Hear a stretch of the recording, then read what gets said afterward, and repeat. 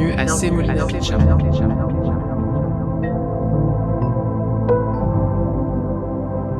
Semolina Pilchard.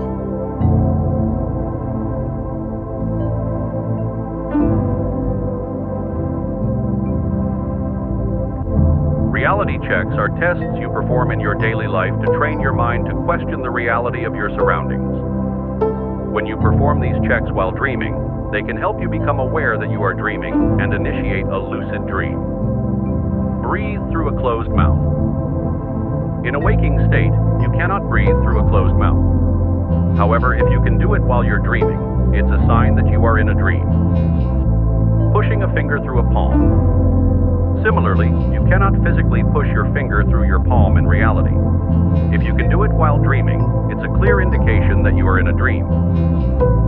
Other reality checks include reading text, counting fingers, or checking if you can jump or float. By consistently performing these reality checks throughout your waking hours, you'll train your mind to recognize these inconsistencies and potentially induce lucidity during your dreams.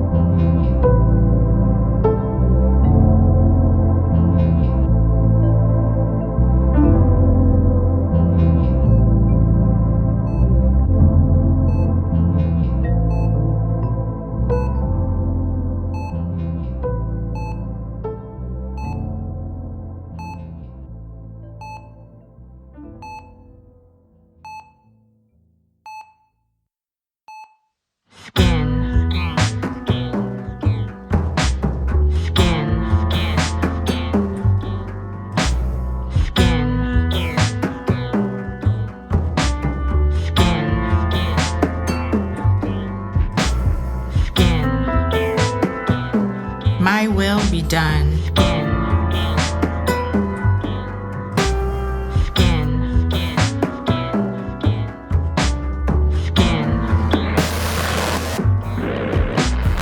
Seems like the world is having a nervous shakedown. Sin in the fallen. It's same but same, just same but same. And when the end comes, ESPN will show it again and again, over and over. My will be done.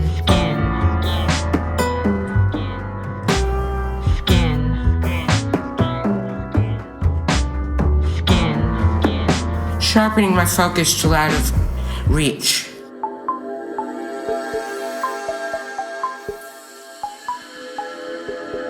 Out of reach.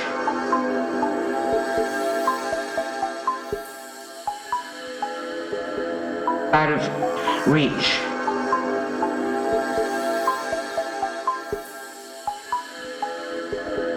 Out of reach.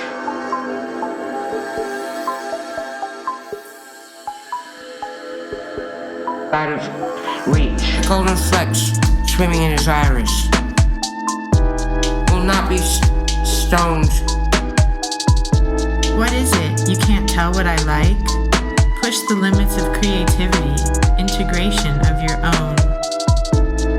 I was able to reach for something that wasn't there. We had such a blissful mirage, didn't we? Out of reach. Out of reach. All these painful revelations.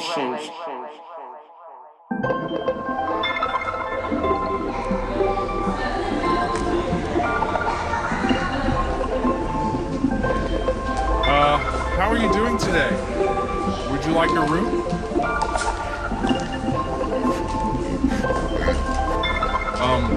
Could you spell that for me, please?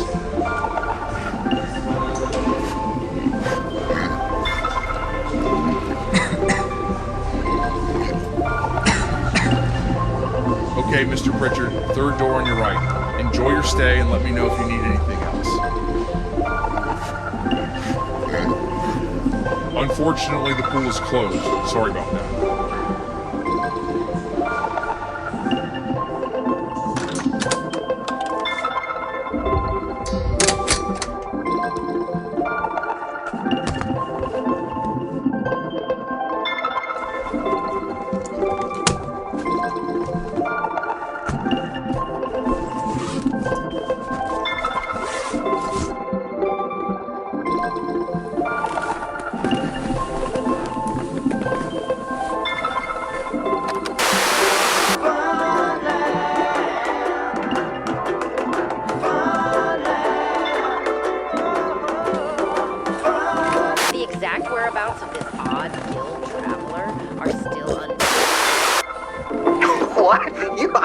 Why?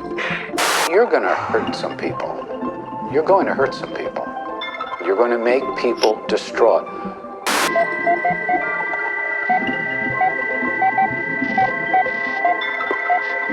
And the winner of this season of The Mingler is... We dig deeper, trying to understand. Is it really about the question that was asked, or is there something more? See, but those of you at home who didn't do it, you can't have the fun, because you don't see anything. Only those of you who did it can have the fun.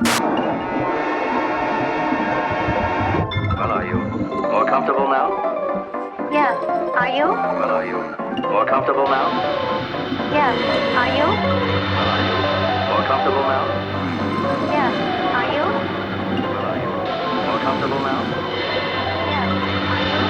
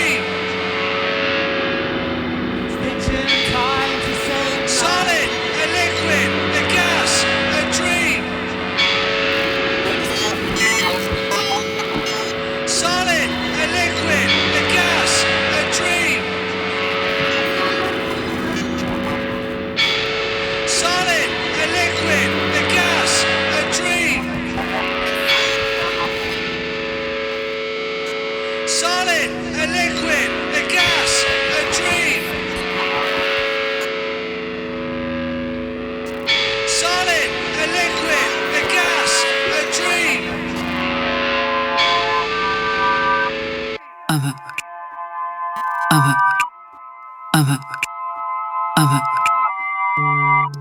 numbers are by the door. And we need you back. The numbers are by the door. Slash athlete. The numbers are by the door.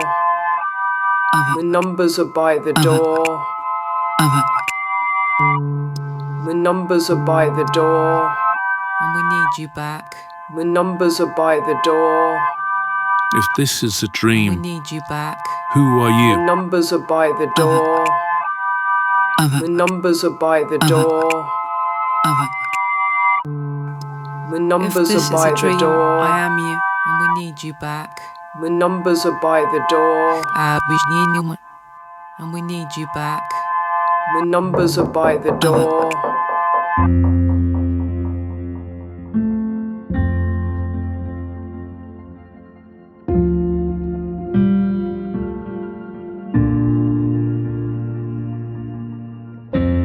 The photograph was his obsession. Finding it teetering on the edge of a storm drain a few months ago, he guessed that it might be quite a few years old. To many, it might have seemed like quite an ordinary shot of the ocean from a beach, possibly on an island somewhere. Something drew him to it, though. He had a powerful urge to be near it, to stare, to dream, to wonder. As had become the custom, when he reached his cubicle, he lovingly eased the photograph from his bag and propped it up on the corner of his desk. The swaying white noise of mindless office chatter provided the perfect soundtrack. This time, though, things felt different. He realized that his desire had become such that he had to get to the place in the photograph somehow. To fixate on the image was no longer enough. What was he doing if he wasn't finding this magical place? Nothing seemed to be holding him back, and everything seemed to be pushing him to do something. It was time to go. Drifting out of the office, he went unnoticed by those who scarcely ever noticed him anyway. He was on his way, but whither? His body seemed to know, his mind just followed. Pushing and snapping through dry branches, he found himself walking on a crude path. His feet hit warm sand as he held his forearm up to guard his eyes from the bright sun. He scanned the terrain. Everything was perfect to the most minor detail. Even placement of stones and driftwood. He was home. He had only the vaguest of memories of how he'd arrived, and none of those snapshots accounted for how he could be surrounded by water. He decided to turn to the right, to explore along the shore and see what, if anything, was beyond. Reaching the end of the beach after a few short minutes, his heart sank. He wasn't on an island after all. Another crescent-shaped beach loomed into view. If he were on the mainland, he would likely have company, sooner or later. Making his way along the new beach, he could see signs of civilization. Someone had constructed a crude camp. His instincts were to go back and hope that the camp's inhabitants hadn't spotted him. After a few moments, there came a new sense that there wasn't a soul around. Somehow, he knew that he was alone. Stepping up his pace toward the campsite, he could make out what looked like footprints trailing away in the opposite direction. Nearing the site, he suddenly froze and stared at the camp in horror. He dropped his head down and started incredulously tracing the first few footsteps that were heading off to the next tip, a direction he hadn't yet explored. Scratching his head and rubbing his eyes in disbelief, he started to wonder how the footprints could possibly be his. The same size, the same band of hues was clearly visible on the print. Looking back and forth at the two identical camps, he suspected a cruel trick. Hurriedly, he collected a long, thin piece of driftwood that could be used as an easily visible marker. He continued along to the next camp, plunged it into the sand, and proceeded to what he was now convinced would be another view of another crescent-shaped island and yet another camp.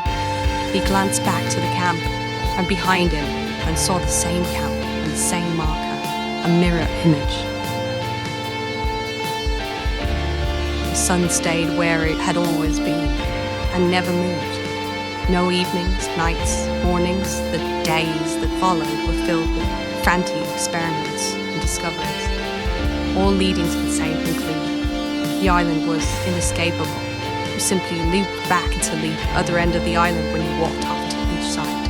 It was like the Pac-Man game he used to love as a kid. The months that followed became difficult to bear.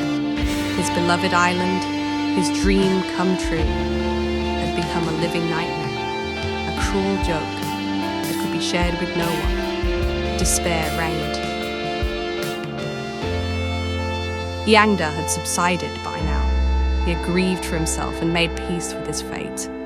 Calmly and carefully, he climbed onto the stacker board, placed the noose around his neck, and without another thought, closed his eyes, kicked out, and fell. Silence. As his eyes opened up, he could see patterns on the brownish pebbles, familiar patterns, letters of the alphabet. He jumped up and gasped. He gropes for his chair behind him, sits down, and the gathered crowd disperses, muttering. It seems like the only place his face wants to be is in his hands. He opens his fingers to peer through the cracks. There it sits. The picture. Warily, he extends his hand to it. The powerful draw that he felt was gone, replaced by dread.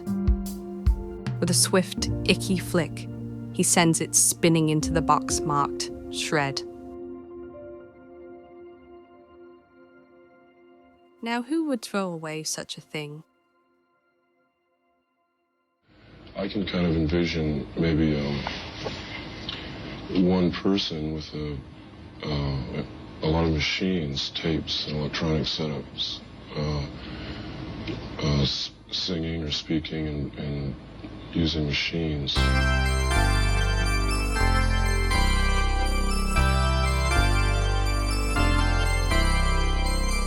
Semolina Pilchard would like to thank this episode's contributors in order of appearance. Pete Murphy, Health and Efficiency, and Asterous.